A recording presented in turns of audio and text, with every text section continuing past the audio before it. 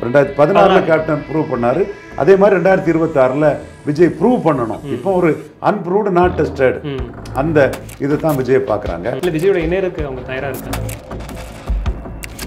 எல்லா விஷயங்களையும் நுணுக்கமாக தெரிஞ்சிருக்கிறாங்க. ரொம்ப தெளிவாக இருந்திருக்காங்க. 2026 பாமகவோட உங்களுக்கு பார்கெனிங், அவங்க ஆப்ஷன் இல்லாமல் பார்கெனிங் டிமாண்ட் இல்லாமல் தனியாக போய் சாதிச்சிட்டாங்க. இவங்க மிகப்பெரிய டிமாண்ட் இருந்து விட்டுட்டு போயிட்டாங்க. பெரிய அளவில் தேமுதிக கான்ட்ரிபியூட் பண்ணிட்டாங்க. பல இடங்களில் டெபாசிட்டை காப்பாற்றுறதுக்கும் ஒற்றை இலக்கத்தில் போகாமல் இருக்கிறதுக்கும் தேமுதிக கான்ட்ரிபியூஷன். அதிமுக துணை புரிஞ்சிருக்காங்க. வணக்கம் நண்பர்களே, உங்களுக்கும் எனக்கும் இருக்கும் சந்தேகங்கள், கேள்விகள், அதற்கான விடைகாண இந்த உரையாடல். இன்று நம்மோடு அரசியல் திறனாய்வாளர் திரு ரவீந்திரன் துரைசாமி அவர்கள். வணக்கம் சார். வணக்கம் தம்பி. சுட சுட தேமுதிக தலைவர் பிரேமலதா அவங்கள பார்த்துட்டு வந்திருக்கீங்க. இந்த சந்திப்பின் நோக்கம், அடுத்த கட்ட அரசியல் நகர்வு எதுவும் இருக்குதா? கேப்டன் விஜயகாந்த் மீது மிகுந்த மரியாதை கொண்டவன். கேப்டன் நினைவிடத்தில் போய் அஞ்சலி செலுத்தணும். நண்பர்கள் எல்லாம் போய் அஞ்சலி செலுத்திக்கிட்டு கட்சி அலுவலகத்தில் அவங்களையும் போய் பார்த்துட்டு வந்தோம்.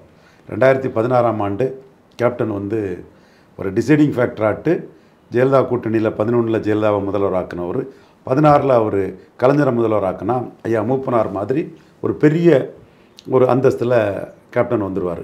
கலைஞர் ஜெயலலிதா கலைஞர் 1 and 2, ஜெயலலிதாவுக்கே நம்பர் 1 கொடுத்துருவோம், கலைஞர் நம்பர் 2, நம்பர் 3 பொசிஷனில் டிசைடிங் ஃபேக்டராக கேப்டன் வந்துடுவார். மக்கள் தொண்டர் ஐயா அழகிரிசாமி நாயுடு மகன். அந்த பெருமையை பெறணும், நம்ம மனசார விரும்பணும், கடுமையாக ஃபைட் பண்ணோம். கால சூழல் கேப்டன் மக்கள் நல கூட்டணின்னு ஒன்று ஆரம்பிச்சிட்டாரு. அதற்கு பிறகு ரெஸ்ட்ராஸ்பெக்டிவாக பண்ணும்போது கேப்டனே நம்ம மேலே இந்த பற்றுதல் கொண்ட ஒரு ரவீந்திரன் துரைசாமி, நம்ம இந்த முடிவு எடுத்தால் நாம் ஐயா மூப்பனார் மாதிரி ஒரு பெரிய உயரத்துக்கு வரலான்னு கணக்கு போட்டு சொன்னார். அவர் கணக்கு சரியாக இருந்தது, அவரோட ஆதங்கம் சரிதான். ஐயா அழகிரிசாமி நாயுடு நல்லா இருக்கணும்னு நினச்சவங்க வார்த்தையை கேட்கல, யாருக்கோ லாபப்படுத்துறதுக்கு என்னவோ சொன்னவங்களை கேட்டுட்டாங்கங்கிற அவரோட ஆதங்கம் சரிதாங்கிற எண்ணம் கேப்டனுக்கு இருந்தது. எல்கே சுதீஷுக்கு உண்டு, பொதுச் செயலாளர் சகோதரி பிரேமலதா விஜயகாந்த் அம்மையாருக்கும் அது இருக்குது. ஸோ நாம் சகாதேவ மாதிரி நமக்கு எதிராக உள்ளவங்களும் நம்ம கேட்டால் நல்லது சொல்லணும்னு சொல்லும்போது இவங்களுக்கு மேலே நமக்கு ஒரு அபிமானம் உண்டு. இரு சொல்லும்போது இவர் நல்லதான் சொல்லுவாருன்னு நம்ம மேலே அவங்களுக்கு ஒரு நல்ல நம்பிக்கை உண்டு. அந்த நம்பிக்கையை காப்பாற்றக்கூடிய அளவுக்கு அரசியல் நிலவரங்களை நாம் பேசிட்டு வந்தோம். இன்றைக்கி நாம் அவங்கள்ட்ட பேசின விஷயம் என்னென்னா, ஒரு கட்டத்தில் பாமகவோட பார்கெனிங்கில் பெருசாக இருந்தது தேமுதிக. 14 சீட்டு 2014 நின்னாங்க, பாமக 8 தான் நின்னாங்க. அதற்கு பிறகு 2016 அன்புமணி மாற்றம் முன்னேற்றம் அன்புமணின்னு ஜான் ஆரோக்கியசாமி பிராண்டிங்கில் அவங்க 5.5% எடுத்துட்டாங்க. மக்கள் நல கூட்டணியில் இவங்க 2.5% வந்துட்டாங்க.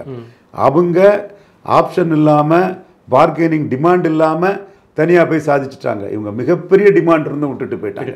இத்தனை கூட்டணி கூட இடதுசாரிகள் இருந்தாங்க. இல்லை 60 சீட்டு கலைஞர் கொடுக்க தயாராக இருந்தார். பல நழுவி பாலில் விழுன்னு சொல்லியிருந்தாங்க. அந்த நிகழ்வுக்கு பிறகு அடுத்த கட்டம் பாஜக அதிமுக அணியில் 2019 இவங்க 4 சீட்டு, அவங்க 7+1 இருந்தது. அதுக்கு அடுத்தபடியாக உள்ஒதுக்கீடு தொடர்பாட்டு, வன்னியர் தனி ஒதுக்கீடு தொடர்பாட்டு அவங்க ஒரு ஜாதிக்கு மட்டும் கொடுக்கறது நியாயம் இல்லைங்கிற ஒரு கருத்தை ஆணித்தரமாக போல்டாக சொன்ன ஒரு தலைவர்.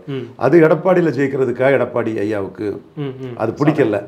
உடனே ஐயா என்ன பண்ணாருன்னா தேமுதிக வேண்டான்ட்டாப்புல. அந்த காலகட்டம் முடிஞ்சு 2024 ப்ரிஃபரன்ஸ் பாமகவுக்கு தான் இருந்தது. ஆனால் பாமக என்டிஏ பக்கம் போன பிறகு 2வது ப்ரிஃபரன்ஸாக தான் 5 சீட்டை தேமுதிக கொடுத்து அதிமுக கூட்டணியில் இணைச்சு கொண்டாரு ஐயா எடப்பாடி பழனிசாமி அவர்கள். பெரிய அளவில் தேமுதிக கான்ட்ரிபியூட் பண்ணிட்டாங்க. பல இடங்களில் டெபாசிட்டை காப்பாற்றுறதுக்கும் ஒற்றை இலக்கத்தில் போகாமல் இருக்கிறதுக்கும் தேமுதிக கான்ட்ரிபியூஷன். அதிமுக துணை புரிஞ்சிருக்காங்க. 2.5% தான் எடுத்தாலும் கூட கேப்டன் விஜயகாந்துக்கு சிம்பதிங்கிறது 5% வரை கான்ட்ரிபியூட் பண்ணியிருக்குன்னு போயர் ஒட்டர் போன்ற சமூக மக்கள், அவங்கெல்லாம் போயர் 1% மேலே இருக்காங்க, ஒட்டர் 1% மேலே இருக்காங்க, பரவலாக நிறைய எண்ணிக்கையில் இருக்காங்க. இந்த விஜயகாந்த் மேலே பற்றுதல் கொண்டவங்க தெளிவாக தெலுங்கு தாய்மொழி மக்கள், தொட்டிய நாயக்கர், இப்படி பல சமூகங்கள் எடப்பாடி ஏற்றுக்கொள்ளாத சூழ்நிலை கூட கேப்டன் விஜயகாந்த் படத்தை போட்டு பிரேமலதா அம்மையார் பிரச்சாரம் இருக்கிறதுனால அதிமுக அணிக்கு விழுந்தது. 5% வரை அவர் கான்ட்ரிபியூட் பண்ணியிருப்பாங்க. 2024 ஆமாம், ப்ரூவ்டு ஓட்டு டேட்டா படி 2 தான். ஆனால் 5 வரை கான்ட்ரிபியூட் பண்ணியிருப்பாங்கன்னு தூத்துக்குடி கனிமொழி வெற்றி பெற்ற தூத்துக்குடி மக்களவை ரிசல்ட்டை திருச்செந்தூர், ஸ்ரீவைகுண்டம், தூத்துக்குடி இதையும் விளாத்திக்குளம், ஒட்டப்பிடாரம், கோயில்பட்டி இதையும் பார்க்கும்போது இந்த கான்ட்ரிபியூஷன் வந்து தெளிவாக இருக்குது. அதே மாதிரி கிருஷ்ணசாமிக்கு டெபாசிட் கிடைக்கிறதுக்கும் ஸ்ரீலிபுதூர், ராஜபாளையம், சங்கரங்கோயில் தேமுதிக ஓட்டு தான் காரணங்கிறதும் தெளிவாக கிருஷ்ணசாமிக்கே தெரியுது. அவரே அதை என்டால்ஸ் பண்ணியிருக்கிறாரு. என்னோட ஓட்டும் தேமுதிக ஓட்டும் தான் எனக்கு டெபாசிட் வர்றது காரணம்ங்கிறத அவரே என்டால்ஸ் பண்ணியிருக்கிறாரு. இந்த மாதிரி தேனியில் அதிமுக ஒற்றை இலக்கத்துக்கு போகாமல் 13% வாக்கு வர்றதுக்கும் தேமுதிக கான்ட்ரிபியூஷன். ஏன்னா அங்கே ஓபிஎஸோட ஒரு எதிர்ப்பு இந்த மாதிரியான விஷயங்களுக்கு. ஆனால் ராமநாதபுரத்தில் 9% வந்து இரட்டை இலக்கத்துக்கு வரல. கொங்கு மண்டலத்திலையும் கான்ட்ரிபியூட் பண்ணியிருக்காங்க. கண்ணுக்கு தெரியாமல் ஏழை எளிய மக்கள் வாக்கு வந்து அதிமுக கிடச்சிருக்கு.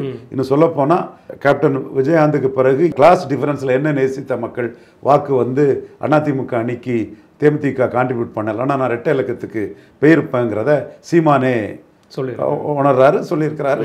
குறிப்பாக அந்த விளிம்பு நிலை மக்கள் வாக்கு விஜயகாந்த் இமேஜில் அதிமுகவுக்கு போயிட்டு, அல்லது நான் என்னோட பலம் 8ல் நிற்காது 10க்கு நான் போயிருப்பேங்கிறதும் சீமானே ஒரு கருத்தை. அதிமுகவுக்கும் விளிம்பு நிலை மக்கள் ஓட்டு இருக்குது இல்லை? அதிமுக விளிம்பு நிலை மக்கள் ஓட்டு இருக்குங்கிறத நான் மறுக்க வரல.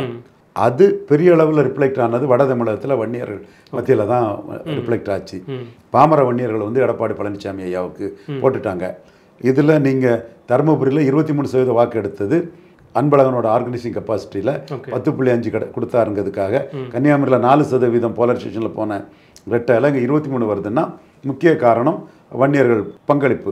அதே வேளையில் அங்கே 1 லட்சம் வாக்குகளுக்கு மேலே கேப்டன் காலத்தில் ப்ரூவ் பண்ண தேமுதிகவுக்கு விளிம்பு நிலையில் உள்ள போயர், ஒட்டர், இந்த மாதிரி சமூக மக்கள், பாமர சமூக மக்கள் வாக்கு வந்து ரொம்ப அதிகம். அருந்ததியர், தொட்டிய நாயக்கர் இந்த வாக்குகளும் நின்னதுனால தான் அங்கே வந்து டெபாசிட்டை வந்து அதிமுக பெற முடிஞ்சது.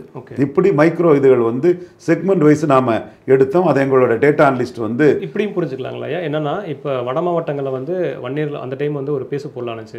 10.5% இடஒதுக்கீடு கொடுத்தனால தென் மாவட்டங்களில் வந்து அதிமுகவுக்கு கொஞ்சம் எதிர்ப்பு மனநிலை வருது அப்படிங்கிறத இந்த இது அறிவுரை பண்ணிருச்சா? இந்த தேமுதிகவோட வந்து பேலன்ஸ் பண்ணியிருப்பாங்க. ஓரளவு தேமுதிக பேலன்ஸ் பண்ணலைன்னா அதிமுகவோட பலகீனம்ங்கிறது வந்து இன்னும் வெட்ட வெளிச்சமாக இருக்கும். அது தேமுதிக வந்து வாங்கின சீட்டை விட அதிகமாக கான்ட்ரிபியூட் பண்ணியிருக்காங்க. நாமக்கல்னாலும் சரி, கள்ளக்குறிச்சினாலும் சரி, இந்த கேப்டன் பெல்ட்டுன்னு சொல்லக்கூடிய வட தமிழகத்துக்குள்ள அவங்க கான்ட்ரிபியூஷன் அதில் தெளிவாக இருக்குது. இதில் விழுப்புரத்தில் திருக்கோயிலூர் அண்டு உளுந்தூர்பேட்டை ரெண்டுலேயும் அதிமுக லீட் பண்ணியிருக்கு. அதிமுக அணி லீட் பண்ண தொகுதிகள் ரொம்ப குறைவு. அதில் 2 கேப்டன் வாக்கு சதவீதம் அதிகமாக இருக்கக்கூடிய தொகுதிகள் தான். ஸோ இதெல்லாம் அவங்களுக்கு வந்து தெளிவாக நம்ம செக்மெண்ட் வைஸ் சொன்னோம். இன்னும் வந்து பூத் வைஸே அனலைஸ் பண்ணி கொடுக்க தயார். உங்கள் பலத்தை நீங்கள் புரிஞ்சுக்கிடணும்ங்கிறத நாங்கள் தெளிவுபடுத்திட்டு வந்திருக்கோம். அவங்களும் நாங்கள் கட்சியை பலப்படுத்த தான் போகிறோம்ங்கிற இதில் தங்களோட கருத்தை முன் வச்சாங்க. விஜயை பற்றியும் இது வந்து விஜய் அவர் உழைக்கணும், இன்னும் முன் வரணும், இன்னும் அவர் கேப்டன் மாதிரி ப்ரூவ் பண்ணலை. தெளிவாக தெரியுது அவங்களுக்கு. 2016 கேப்டன் ப்ரூவ் பண்ணார். அதே மாதிரி 2026 விஜய் ப்ரூவ் பண்ணணும். இப்போ ஒரு அன்ப்ரூவ்டு நாட் டெஸ்டட் அந்த இதை தான் விஜயை பார்க்குறாங்க. அது அவங்க விஜய் அரசியலில் வர்றதை வரவேற்கிறோம். இல்லை விஜயோட இணையருக்கு அவங்க தயாராக இருக்காங்க. இல்லை ப்ரூவ் பண்ணலைங்கிற அந்த எண்ண ஓட்டம் இருக்குது. இணையதுக்கு இல்லை, விஜயும் அவங்களும் ஒரு கூட்டணியில் இருக்கக்கூடாது இருக்கணுங்கிறதெல்லாம் இந்த கூட்டணி தலைமை முடிவு பண்ணலாம். ஆனால் நாம் ப்ரூவ்டு பார்ட்டி, நாம நிரூபிச்ச சக்தி, விஜய் இன்னும் தன் பலத்தை நிரூபிக்கலைங்கிற. சந்திச்ச முதல் தேர்தலே ஒரு 8% வாக்கு வாங்குறாங்க. இவங்க இன்னும் தேர்தலே சந்திக்கலைங்கிறது அவங்க தெரியுது. ஏன்னா ஊடகத்தில் பலர் வந்து தேமுதிகவை உதாசீனப்படுத்தி விஜயை பற்றி எழுதும் போது ஓகே, அவங்க எழுதுறது ஒவ்வொருத்தருக்கு ஜனநாயக உரிமை. ஆனால் அதை நம்ம எந்த ஊடகத்தையும் நம்ம குறை சொல்லலை, நம்ம அவங்கள தப்பு சொல்லலை. பட் விஜய் வந்து தாவேகா வந்து அன்ப்ரூவ்டு நாட் டெஸ்டடுங்கிற இதை சொல்கிறாங்க. அன்னைக்கு அவங்க விஜயகாந்த் வந்து 8 மாதத்துக்கு முன்னாடி தமிழ்நாடு முள்ள பிரச்சாரம் பண்ணாப்புல, அதே மாதிரி பிரச்சாரம் பண்ணி விஜயும் 214 கேண்டிடேட் போட்டு ஒரு பலத்தை நிரூபிக்கும் போது அவருக்கு ஆக்சுவல் பலம் என்னன்னு தேர்தல் ஆணையம் மூலமா தெரியும். அது இல்லாம நம்ம சொல்றது ஒரு கற்பனையா நம்மளா ஒரு மதிப்பீடு பண்றதுதான். அந்த கற்பனை வந்து களத்துக்கு போய் நிரூபிக்கப்பட்டாதான் நிஜம். அது தனிச்சு நிரூபிக்கப்பட்டாதான் நிஜம். அப்போ அது நிரூபிக்கப்படாதவரை அது ஒரு கேப்டன் வந்து 2006 நிரூபித்தது மாதிரி ஒரு நிரூபிக்கப்பட்ட சக்தியாட்டு விஜயை மதிப்பிட முடியாதுங்கிற அந்த கருத்தை பகிர்ந்துக்கிட்டாங்க. அதெல்லாம் நிரூபிக்கக்கூடாதுன்னு நிரூபிக்க மாட்டாருன்னுலாம் சொல்லலை, நெகட்டிவாலாம் சொல்லலை. பட் அன்ப்ரூவ்டு நாட் டெஸ்டடுங்கிறது நாம் கேப்டன் வந்து 2006 விருத்தாச்சலத்தில் நிரூபிச்சாருங்க இது பண்ணாப்புல. ஸோ எல்லா விஷயங்களையும் நுணுக்கமாக தெரிஞ்சிருக்கிறாங்க, ரொம்ப தெளிவாக இருந்திருக்காங்க. 2026 பாமகவோட உங்களுக்கு பார்கெனிங், ஓகே வெளிப்படையாக தான் சொன்னேன், பாமகவோட உங்களுக்கு பார்கெனிங் ஜாஸ்தி இருக்கும். ஏன்னா உங்களுக்கு எதிர்ப்போட்டு இல்லை. இப்போ இன்னைக்கு கேப்டன் நினைவாலயத்துக்கு வரக்கூடிய கூட்டம் டூரிஸ்ட் பாஸ்ட் மாதிரி தான் அண்ணா எம்ஜிஆர் வராங்க, அதை விட எவ்வளோ பாமர மக்கள் வராங்க. இதெல்லாம் ஓட்டா மாற்றக்கூடிய சக்தி உங்களுக்கு இருக்குது, உங்கள் தலைமைக்கு இருக்குது. திமுக ஆப்ஷனும் உங்களுக்கு இருக்குது. எடப்பாடிக்கு நீங்கள் முக்கியமானவங்க. என்டிஏல நின்னா நீங்கள் ஜெயித்திருக்கவே செய்வீங்க இங்கே விருதுநகரில். எனிவே நாளைக்குள்ள காலகட்டத்தில் இந்த 2024 முடிவுகள் உங்களை பாமகவோட பெரிய அளவுக்கு உயரத்தில் ஏற்றி வச்சிருக்குது. இதை 26 உங்கள் திறமையாலும் நுணுக்கமான அரசியல் சாணக்கியத்தனத்தாலும் நீங்கள் வில் பவர்ல நிரூபிப்பீங்கிறத சொல்லிட்டு வந்தேன். அவங்க ஓரளவுக்கு இப்போ சுய பரிசோதனை செஞ்சுருக்காங்களே, ஏன்னா கடந்த ஒரு 8% வாக்கு வாங்கிட்டு அப்படியே குறைஞ்சிட்டு வந்திருக்காங்க. இப்போ சீமான் எடுத்துக்கிட்டோம்னா சின்னதாக ஆரம்பிச்சு அப்படியே கொஞ்சம் கொஞ்சமாக growth ஆகி இன்னைக்கு ஒரு பெர்சன்டேஜ்க்கு வந்திருக்காரு. அவரோட வளர்ச்சி ஒரு மாதிரி இருக்குது, இவங்க அது அப்படியே கீழே போயிருக்குது. அதை ஒரு மாதிரி சுய பரிசோதனை பண்ணிருக்காங்களா அந்த கட்சி? கண்டிப்பாக 2021 அந்த எடப்பாடியில் ஜெயிக்கிறதுக்காக எடப்பாடி பழனிசாமி டாக்டர் ராமதாஸுக்கு 23-10.5 கொடுத்த அந்த மோதலில் அதிமுக அணியில் தேமுதிக நிற்க முடியாமல் கடைசி கட்டத்தில் வந்து அமமுக கூட 60 சீட்டு வாங்கி நின்னாங்க.